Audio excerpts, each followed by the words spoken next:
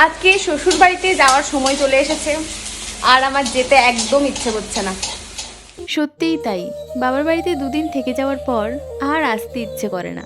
আচ্ছা, এই জিনিসটা কি তোমাদের সাথেও হয়ে থাকে? কমেন্ট করে জানিও তো। দেখতে দেখতে আমার বিয়ের 3টে বছর হয়ে গেল, এখনো পর্যন্ত যখন খুব একা ফিল করি তখন সত্যিই ওদেরকে আমি খুব মিস করি। প্রত্যেকবার বাবার বাড়িতে যাওয়ার সময় যতটা এক্সাইটমেন্ট কাজ করে, বাবার বাড়ি থেকে আসার সময় না সেই এক্সাইটমেন্টটা আর থাকেই না। আজকে যখন আমি ভিডিওটা এডিট করছি আমার সত্যিই ভীষণ কষ্ট হচ্ছে।